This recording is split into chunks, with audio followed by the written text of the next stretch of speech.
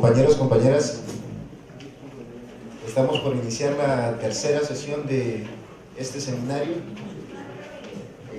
más allá de Marx, pesquisas y digresiones. La mesa que hoy nos ocupa, que es un tema sobre historia, todas las historias, la historia, tiene un panel, como ha venido siendo costumbre desde que iniciamos, un panel de lujo, aunque aquí dice que es Francisco Pineda. Yo no soy Francisco Pineda, yo soy francés. Voy a moderar la mesa y me voy a permitir en unos minutos presentar a los compañeros que hoy nos acompañan y que van a ser nuestros ponentes del día de hoy.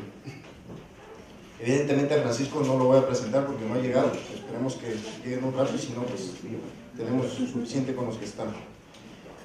Francisco Pérez Arce Ibarra es economista de formación, hijo del 68 mexicano, novelista destacado, y aunque yo le puse en los bordes historiador, lo cierto es que es bastante historiador, y desde el 2012 es bloguero, ha estado ensayando en esto de los blogs. Ha sido profesor de la UNAM y de la Escuela Nacional de Antropología e Historia desde 1978, y desde 1978 es investigador en el INAH. Es autor de varios libros y ensayos como A Muchas Voces, que salió en 1988 y 1994, el año que nos persigue y que ciertamente nos persigue hasta hoy, que ese salió en 1995. Prolífico novelista, hay que seguirle los pasos en la trilogía Fin de Siglo, que inició con Hotel Balmori en el 2004, continuó en Septiembre en 2010 y remató recientemente con Shutterstock en 2012, publicado por Itaca, que por cierto es una casa editorial que también es la que fomenta o está impulsando el seminario que hoy nos ocupa, junto con la UAM Xochimilco. Pueden seguirlo en su blog Considerando en Frío, llamado así por el primer verso de un poema de César Vallejo, y vale la pena echarse una vuelta por el blog que tiene Francisco Pérez Arce. De Pedro Salmerón hay un currículum en el internet que yo tuve la desgracia de bajar y que ahorita ya básicamente rayó. Yo creo que valdría la pena presentarlo como de una manera informal. Por lo que he podido seguir de Pedro, me parece que es una persona que se ha estado especializando en temas de la Revolución Mexicana, tiene mucho interés sobre el villismo y la división del norte, y sobre eso están versando sus últimos libros. Por cierto que aquí al fondo van a poder encontrar uno de ellos a un precio muy económico, 20 pesos si no me equivoco, es mentira, que es 1915, México en Guerra, de Editorial Planeta, que por cierto no es tan buena como Itaca. Bueno, como conocen la dinámica, generalmente ocupamos 20 minutos por cada expositor. Después se le da la palabra a Armando Bartra, que no he presentado porque bueno, el seminario gira en torno a él y se ha hecho suficiente presentación. No necesita presentación, dicho sea de paso, y tomados los 20 minutos, 20, 30, vamos a darle después la palabra a Armando y finalizamos con una ronda de preguntas para aquellos que gusten intervenir. Si gusta iniciar Pedro Salmerón, le damos la palabra.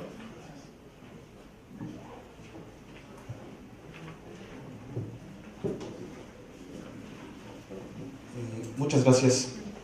Me honra enormemente la invitación que me hicieron llegar para estar en este coloquio a través de David Moreno, que por aquí está.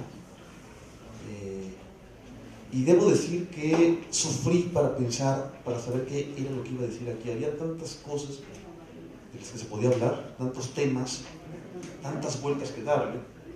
Finalmente, Armando Bartra ha trabajado sobre tantos temas tan distintos aparentemente, que no sabía qué hacer, y entonces a lo mejor ni siquiera voy a hablar de Armando Bartra, sino de una suerte de corriente historiográfica que descubrí en estos días, precisamente leyéndolos, o releyendo, mejor dicho, los libros de Armando que yo quería traer a colación. Descubrí que a lo mejor nos hemos equivocado al llamar así esta corriente, y que yo mismo, y que a lo mejor hay que reflexionar sobre ella. Entonces lo que les voy a presentar es una especie de notas de trabajo hacia otra cosa que voy a empezar a hacer, yo creo, a partir de ahora, ¿no? ¿Qué es esto? En los últimos meses, la lectura de la historiografía crítica de diversos revisionismos históricos fuera de México me ha llevado a preguntarme si no hemos inventado un revisionismo mexicano. Los analistas de esta corriente del revisionismo, todos los analistas del revisionismo se reclaman parte del revisionismo, aseguran que antes de la irrupción de esta corriente en la historiografía de la Revolución Mexicana, la concepción que dominaba en el pensamiento de los historiadores sobre la revolución era que la Revolución Mexicana, además de ser sustento ideológico del régimen que se decía emanado de ella, el priista, era una revolución popular, agraria, nacionalista y antiimperialista que confrontó a los campesinos sin tierra con los latifundistas y derrocó un régimen autoritario y opresivo. Esta definición es de uno de los estudiosos de la corriente, Enrique Flores Cano.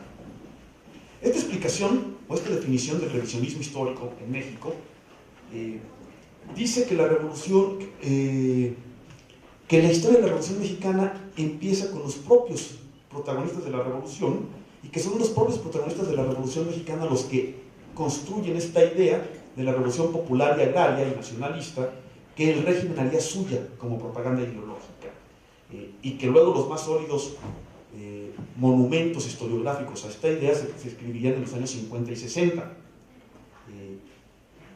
Y había ya desde entonces una crítica a esta idea dominante, pero esta crítica a la idea dominante venía de la derecha, porque en las filas de la izquierda se mantenía a fin de cuentas la misma versión dominante. Pero un nuevo contexto político, nacional y mundial obligó a leer la revolución de otra manera. El movimiento de 1968, del que Adolfo Gili escribió: ¿hubo en el 68 y sus prolegómenos un peligro o una amenaza de ruptura del orden global existente? Vistas las cosas a un cuarto de siglo de distancia, cuando escribió esto Gili, la respuesta parecería ser negativa. Vivida en aquellos años por sus protagonistas, ciertamente estábamos convencidos de lo contrario. No hubo una ruptura del orden mundial, pero sí lo que Gili llama, comillas, una ruptura en los bordes, es decir, un desafío generalizado al orden social existente. Y este desafío determinó cambios en el orden establecido, cambios que después se llamaron modernización o reestructuración. En ese sentido, la generación de 1968, dice Gili, abrió las puertas a un nuevo orden, pero no precisamente el que habían soñado o el que se habían imaginado los jóvenes rebeldes del 68. A partir de 1968, dice Immanuel Wallerstein, fueron ganando terreno rápidamente una serie de tendencias historiográficas que, si bien existían de antemano, fue a partir de entonces que se convierten en dominantes, tanto en la academia como, lo que es más significativo, en un creciente público lector. Para Wallerstein, el 68 fue una revolución peculiar que cambió definitivamente las realidades ideológico-culturales del sistema mundo. Y aunque en estricto sentido no ha habido revoluciones en los estados que conforman el sistema mundial, y que no podía haberlas si por revolución entendemos un cambio que transforma la estructura social subyacente y el funcionamiento del Estado, estas revoluciones, la del 68, sí han sido elementos muy importantes en la historia de la evolución del moderno sistema mundial. Por lo tanto, la revolución de 1968, que lo fue en el sentido anteriormente señalado, y que tuvo sus epicentros en Francia, los Estados Unidos, Checoslovaquia, México, Italia y algunos otros lugares, tuvo alcances y repercusiones mundiales. Y en estas repercusiones mundiales se cuestionó decididamente la hegemonía estadounidense en el mundo occidental y el aval soviético a esa hegemonía, a cambio del respeto de su dominio sobre los países del socialismo real.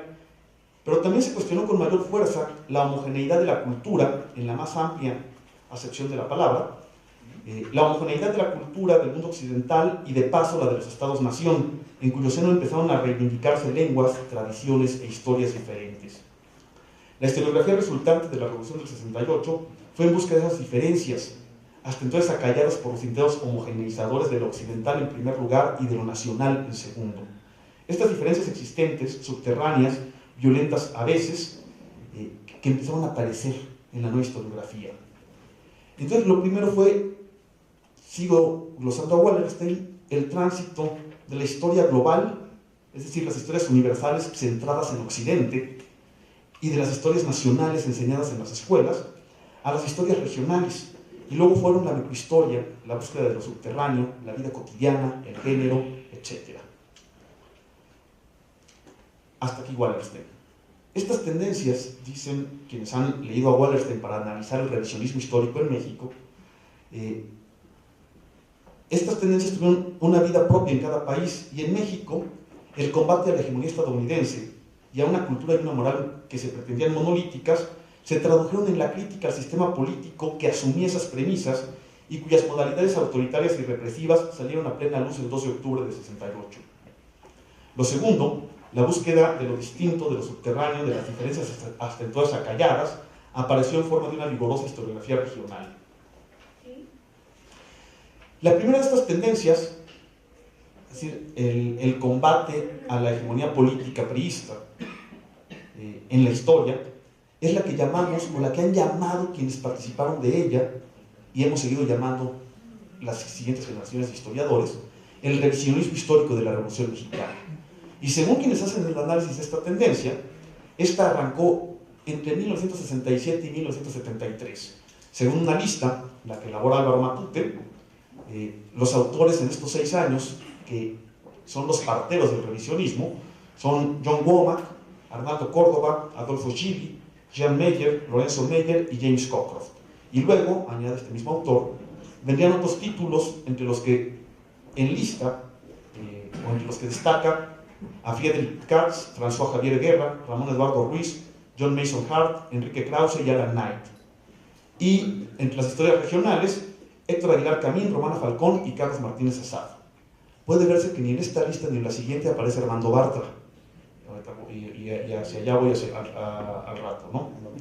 Dentro de las reinterpretaciones globales de la revolución, hay al menos 2 grandes tendencias tan contradictorias entre sí que me cuesta a mí mucho trabajo esta idea de englobarlas a todas dentro del ámbito de una sola palabra, revisionismo histórico.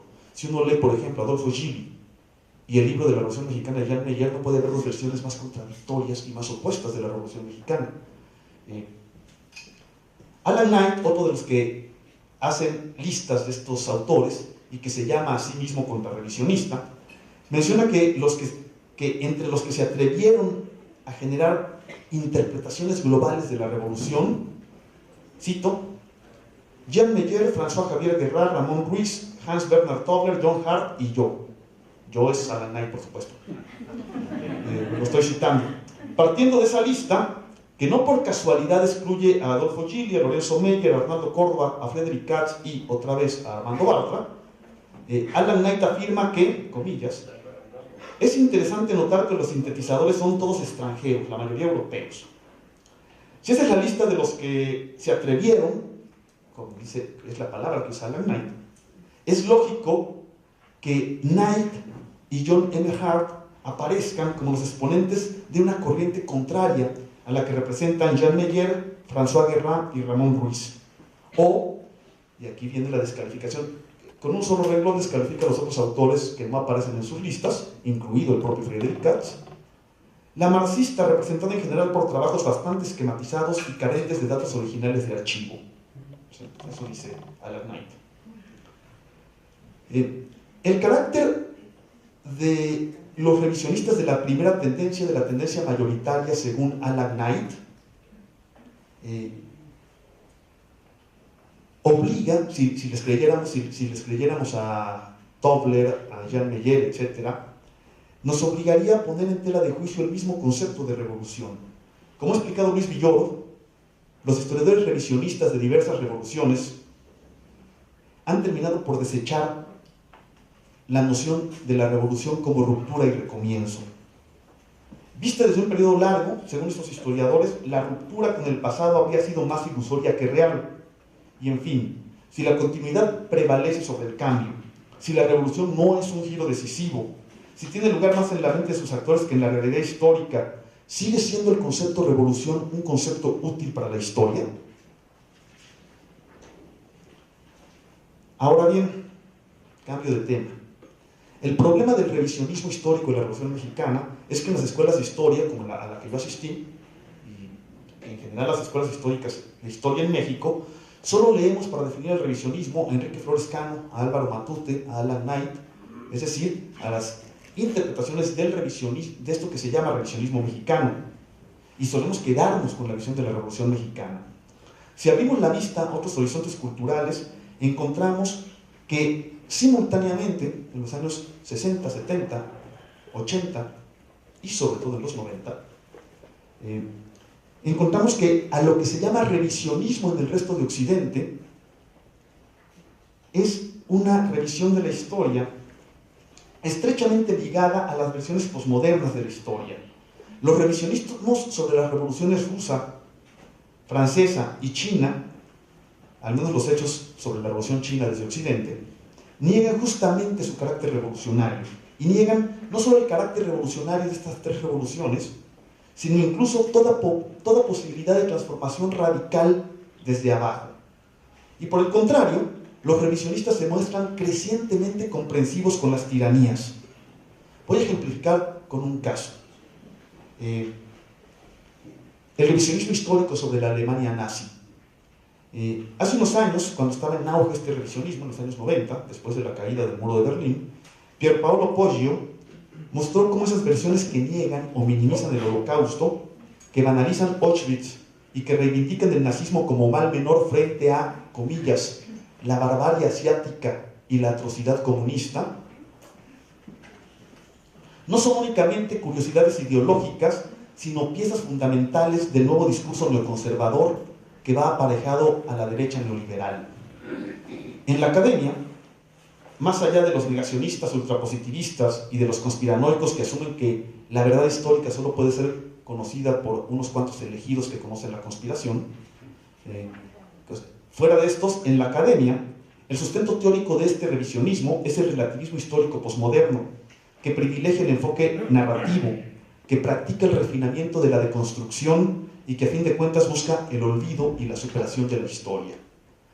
Este relativismo no es ya el que nos enseñaron en las escuelas de historia, en los libros obligados de Collingwood, de Croce, de Ortega, sino su radicalización posmoderna que niega toda validez científica al conocimiento histórico y asegura que toda interpretación histórica es válida, confundiendo aposta interpretación con invención. En la práctica se abandona la investigación, la crítica de fuentes, la confrontación de fuentes e incluso la más elemental honestidad intelectual, porque si toda verdad es válida, ninguna lo es. Al convertir en política esta ideología que niega la verdad, el liberalismo logra que la mayoría de los ciudadanos acepten la idea de la relatividad del conocimiento y de la verdad, y logran también que la mayoría de los ciudadanos convengan que las instituciones políticas liberales, democráticas, modernas, son cada vez más racionales y aceptables. Si los políticos liberales logran eso, logran convencernos de eso, dice Slavoj Žižek, la discusión política se desplaza al ámbito de la cultura. Los derechos de los homosexuales, los derechos culturales de las minorías étnicas, los derechos de las ballenas, etc., despolitizando los temas fundamentales como la economía, la marginación, la violencia o las injusticias estructurales. ¿Por qué? Porque los políticos liberales han logrado imponer el consenso sobre la racionalidad del modelo político y económico inherente, que ya no necesita ser discutido, solo afinado y mejorado. Si ya no hay que discutir el régimen político, ni el modelo económico, y si las discusiones filosóficas se privatizan, es decir, se envían al ámbito de la discusión privada, la democracia liberal se convierte en el reino de los sofistas. Solo hay opiniones y cualquier referencia a la verdad es inmediatamente denunciada como totalitaria. En consecuencia, tenemos una multitud de perspectivas, todas igualmente trivializadas, una serie de narrativas todas igualmente válidas, donde lo que realmente importa discutir y debatir queda diluido en la frivolidad. ¿A quién le sirve esta disolución de la posibilidad de verdad, este revisionismo que niega la revolución y la posibilidad misma de revolución? Para autores a los que he seguido, como Slavoj Žižek, Josep Fontana, Pierpaolo Poggio y Enzo Traverso, es muy claro: al sistema mundo, es decir, al capitalismo financiero y a la cultura política neoconservadora. Si definimos así el revisionismo, si eso es el revisionismo, y si la versión del revisionismo en México es efectivamente la negación de la revolución, que va de Jean Meyer, pasando por François Guerrat, y llega a farsantes del tamaño de Macario Schettino, es natural que como historiador, Armando Bartra no puede estar en esa corriente. pero tampoco, por supuesto, pueden estar en ella Friedrich Katz, Adolfo Gili y ni siquiera Hernando Córdoba.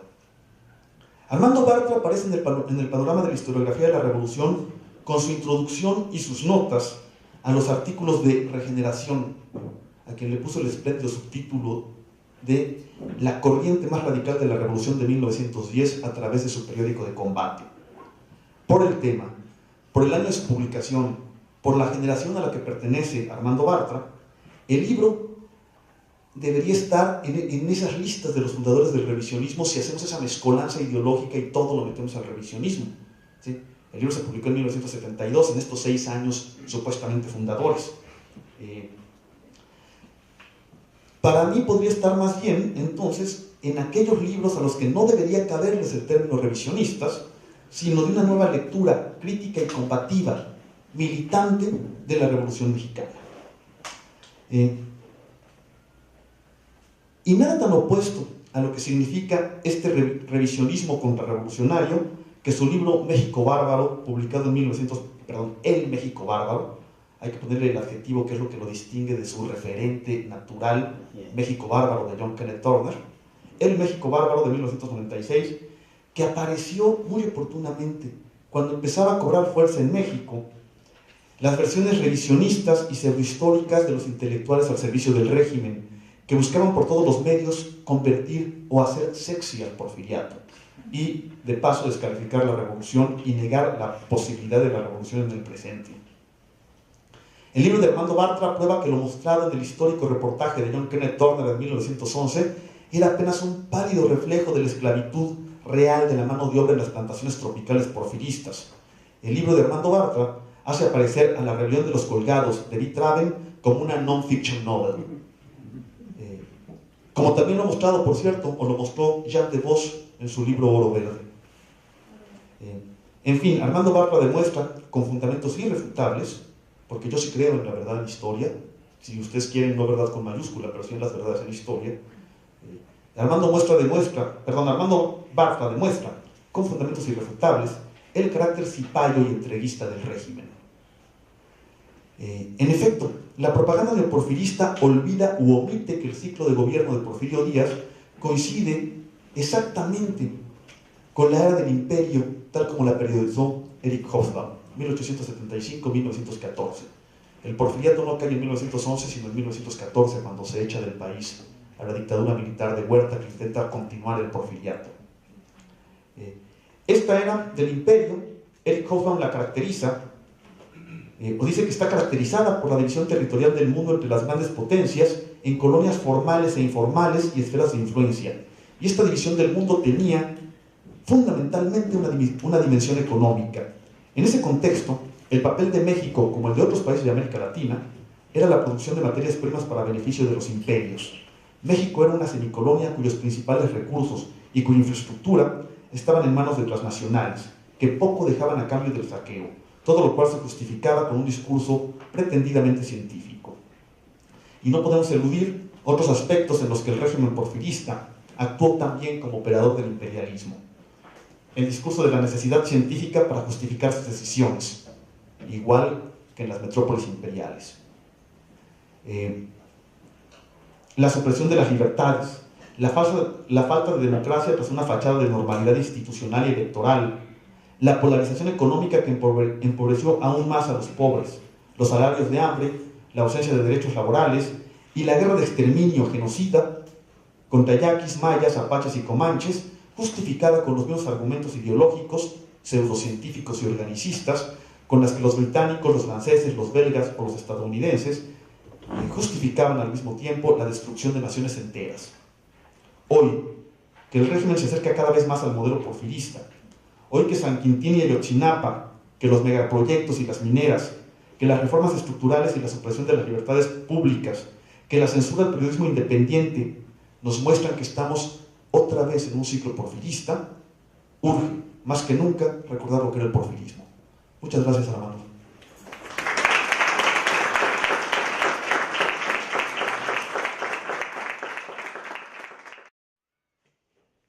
Voy a empezar leyendo algunas citas, tomadas todas, citadas todas por Armando.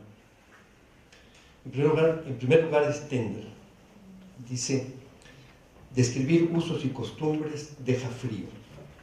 Hay que transformar la descripción en estupor, transformar la descripción en sentimiento. Es la primera cita. Acá es de Stendhal, pero la cité en el libro de Carlos Ginzburg. Creo haber aprendido que distancia intelectual y participación emotiva son actitudes no solo compatibles, sino que pueden retroalimentarse.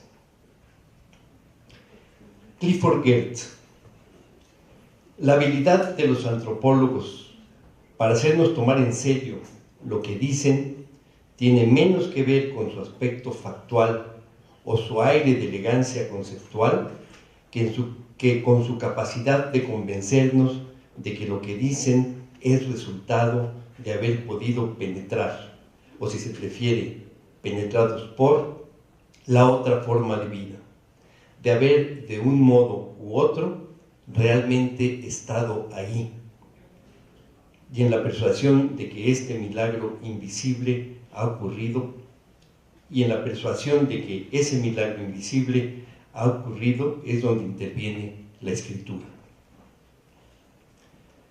Y una cuarta cita, esta del propio Armando.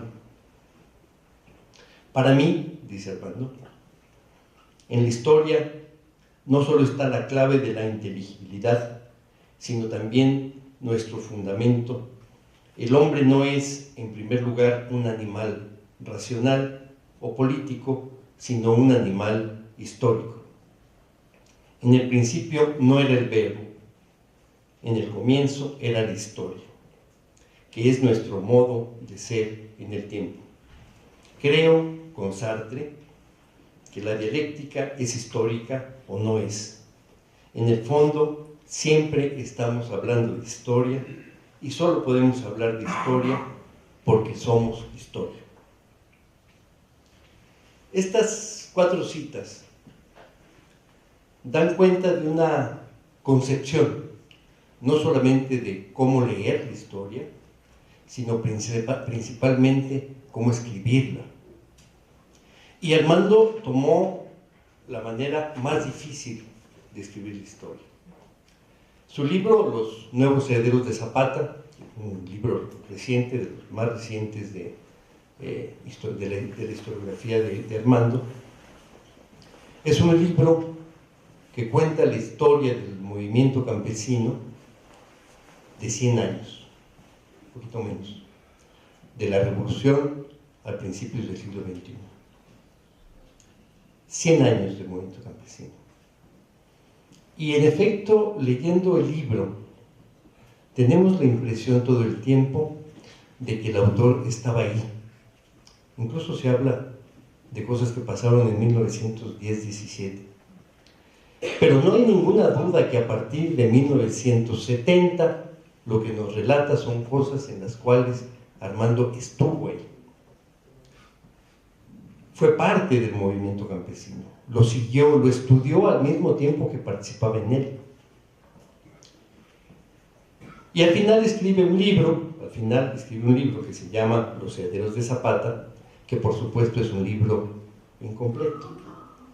Y después tiene que asestarnos otro que se llama Los Nuevos Herederos de Zapata, porque el movimiento campesino no terminaba.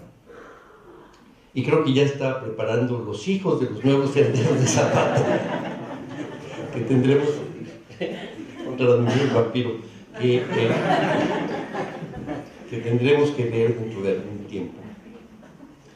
Pero lo que me parece muy importante es decir que en esta historia, no solamente por su valor narrativo que tiene, porque nos convence a los lectores de que en efecto estuvo ahí, sino por un valor más amplio, más que el estilo literario, que es bueno, y es por la profundidad teórica, que está presente sin necesidad de interrupciones, de abstracciones complicadas o de difícil lectura.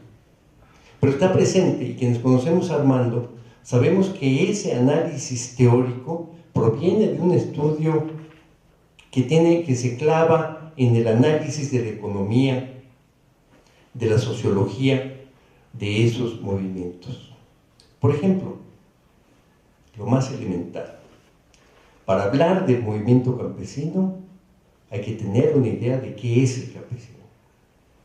Parece una obviedad, sin embargo, en el caso del libro de Armando, y quienes conocemos su trabajo, sabemos que detrás de la idea de campesino hay todo un conocimiento de la economía, incluso de la microeconomía familiar del campesino.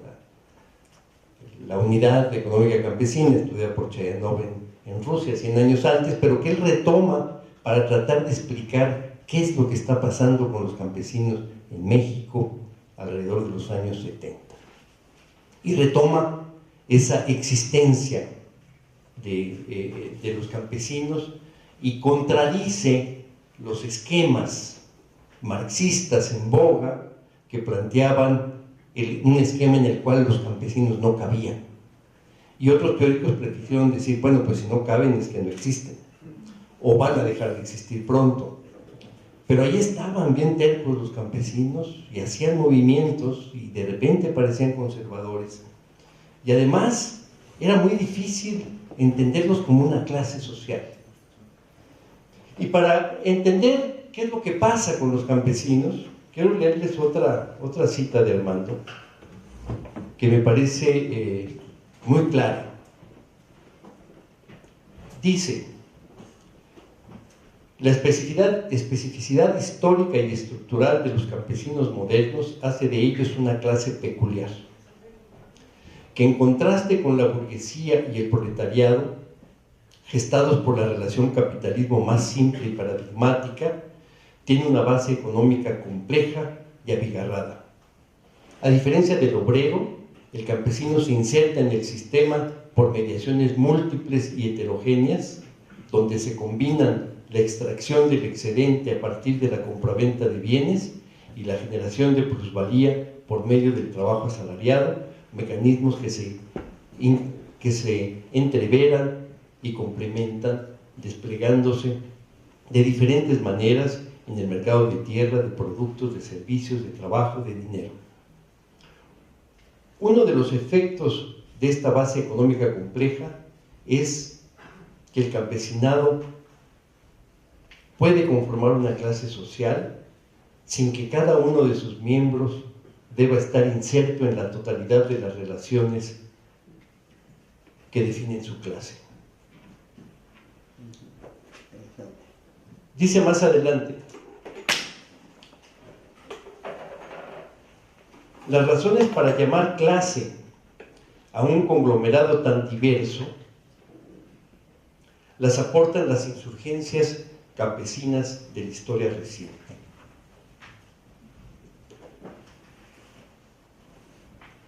Porque cuando extensos grupos humanos participan de relaciones técnicas, económicas, sociales y culturales que los confrontan con otros grupos y definen distintos comunes, tienden a confluir en movimientos donde las coincidencias se imponen sobre las divergencias. Y si esto no cabe en el concepto de clase, peor para el concepto. Un componente paradigmático de las condiciones de la condición campesina es el control formal y material sobre el proceso productivo, sobre procesos productivos agropecuarios y artesanales, etc. Dice esta concepción, esta visión de los campesinos, algo que me parece muy importante y que no proviene de la reflexión teórica, sino de la observación empírica de lo que está pasando. Los campesinos existen como tales porque como tal se manifiestan en los distintos movimientos, porque los movimientos campesinos tienen cosas en común a pesar de que en su forma de existir tengan diferencias tan grandes.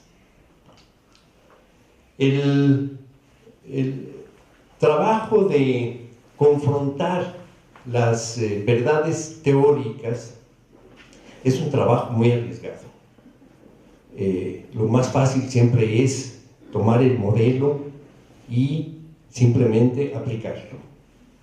El problema es que hay un trabajo de investigación, de conocimiento empírico de los hechos, que muestra que los esquemas no son suficientes. Y entonces hay que romper el esquema. Hay que atreverse a romper el esquema.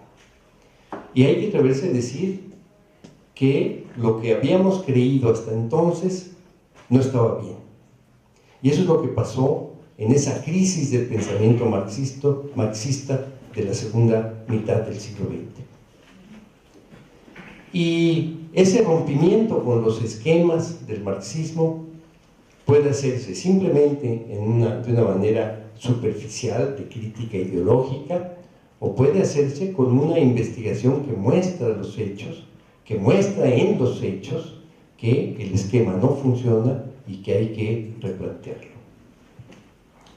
El trabajo de Armando, el de este libro en particular, de los 100 años del movimiento campesino, es absolutamente único. No hay otro libro que se le parezca. Hay libros parciales, hay libros que se refieren a un periodo o a otro, pero no hay otro libro que se proponga contar, relatar con bases, con fuentes originales, a veces demasiado originales, como que el autor haya estado ahí, para narrar esta historia de 100 años. Y el hecho de que haya este reconocimiento de esta realidad, de este largo plazo del movimiento campesino, tiene que significar el proponer una forma de escribir la historia para otros ámbitos, para otros sectores, para el conjunto de la historia nacional. Es una propuesta metodológica compleja que tiene en el centro una convicción política militante.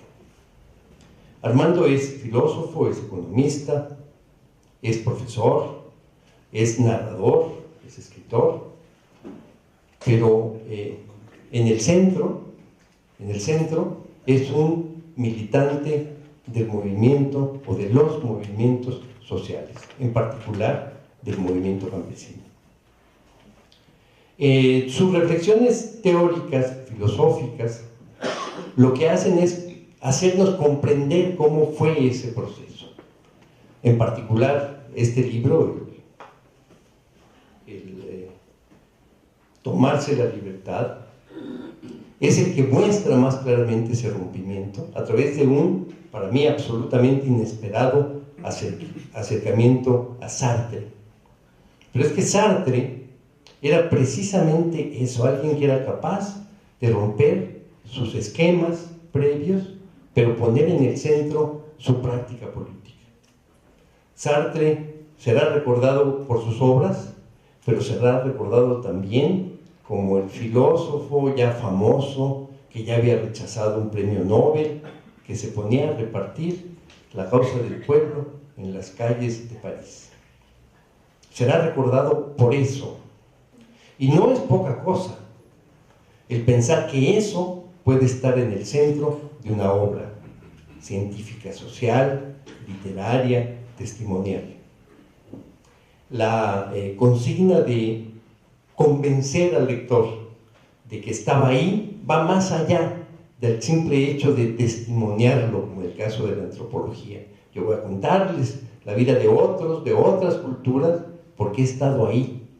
Sino voy a contarles esta misma historia, la nuestra, la que vivimos, porque estamos todos aquí y porque estamos comprometidos. Y eso nos lleva a una idea del compromiso intelectual que está un poco pasada de moda, incluso que ha sido muy criticada, y que sin embargo, más que nunca, ahora en estos días que vivimos, importa recordar que no es algo que simplemente haya pasado de moda, sino que sigue siendo una exigencia para los intelectuales que hablan del país, que hablan de la sociedad, y que no hay más remedio que tomar partido. No hay más remedio. El que no toma partido no entiende, no puede entender lo que está pasando. Por eso creo que la metodología de Armando es una metodología muy difícil de seguir y que sin embargo es la única posible para profundizar en el campo de estudio de la sociedad y particularmente de los movimientos sociales. Gracias.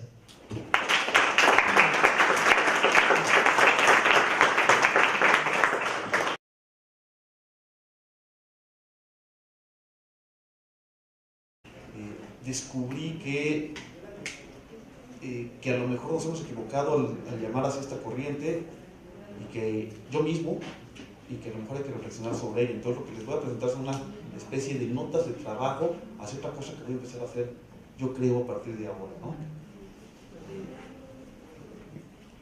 ¿Qué es esto? En los últimos meses, la lectura de la historiografía crítica de diversos revisionismos históricos fuera de México me ha llevado a preguntarme si no hemos inventado un revisionismo mexicano. Los analistas de esta corriente del revisionismo, todos los analistas del revisionismo se reclaman parte del revisionismo, aseguran que antes de la irrupción de esta corriente en la historiografía de la Revolución Mexicana, la concepción que dominaba en el pensamiento de los historiadores sobre la revolución era que la Revolución Mexicana, además de ser sustento ideológico del régimen que se decía emanado de ella, el priista, era una revolución popular, agraria, nacionalista y antiimperialista que confrontó a los campesinos sin tierra con los latifundistas y derrocó a un régimen autoritario y opresivo. Esta definición es de uno de los estudiosos de la corriente, Enrique Flores Cano. Esta explicación, o esta definición del revisionismo histórico en México, dice que la revolución, que la historia de la Revolución Mexicana empieza con los propios protagonistas de la... Bueno, como conoce la dinámica, generalmente ocupamos 20 minutos por cada expositor. Después se le da la palabra a Armando Bartra, que no he presentado porque bueno, el seminario gira en torno a él y se ha hecho suficiente presentación. No necesita presentación, dicho sea de paso. Y tomados los 20 minutos, 20, 30, vamos a darle después la palabra a Armando y finalizamos con una ronda de preguntas para aquellos que gusten intervenir. Si gusta iniciar Pedro Salmerón, le damos la palabra.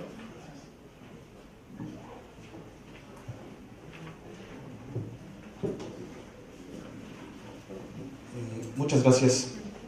Me honra enormemente la invitación que me hicieron llegar para estar en este coloquio a través de David Moreno, que por aquí está.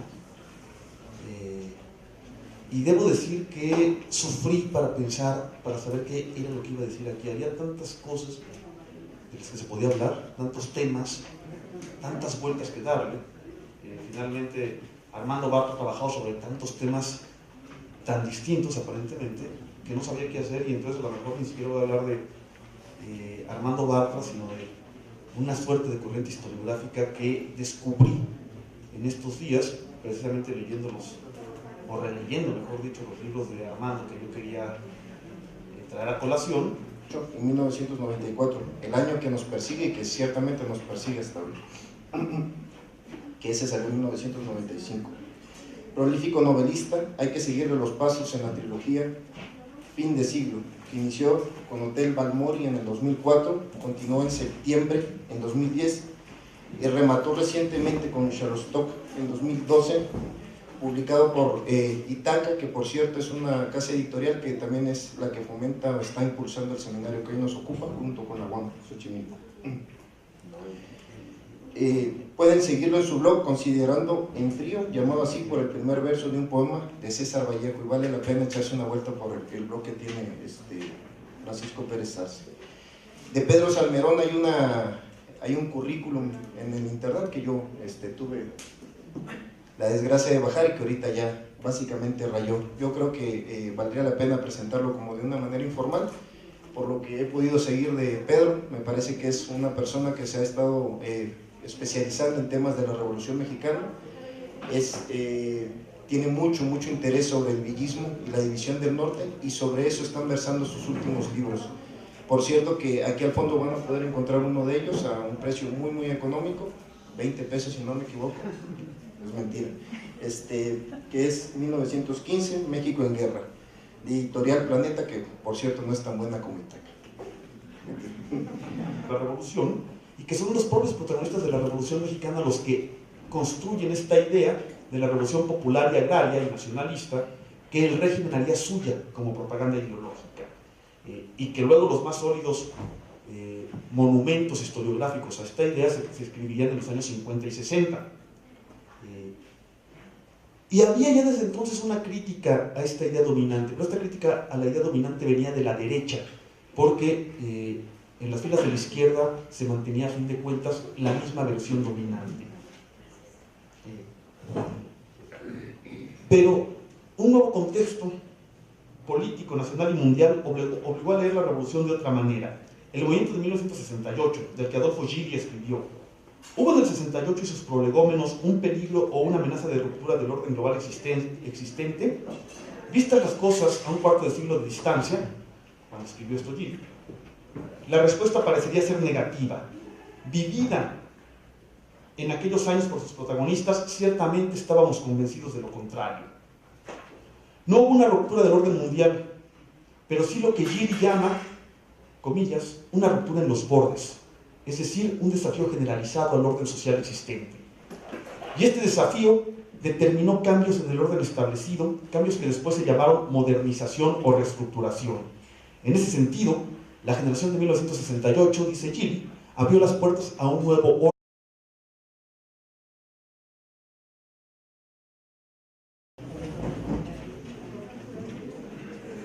Compañeros, compañeras, estamos por iniciar la tercera sesión de este seminario. Más allá de Marx, pesquisas y digresiones.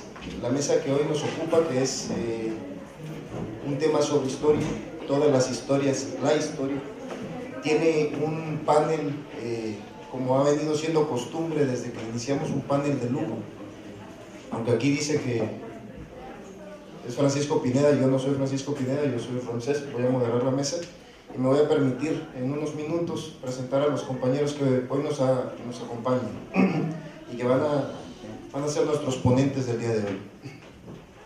Evidentemente a Francisco no lo voy a presentar porque no ha llegado, esperemos que lleguen un rato y si no, pues tenemos suficiente con los que están.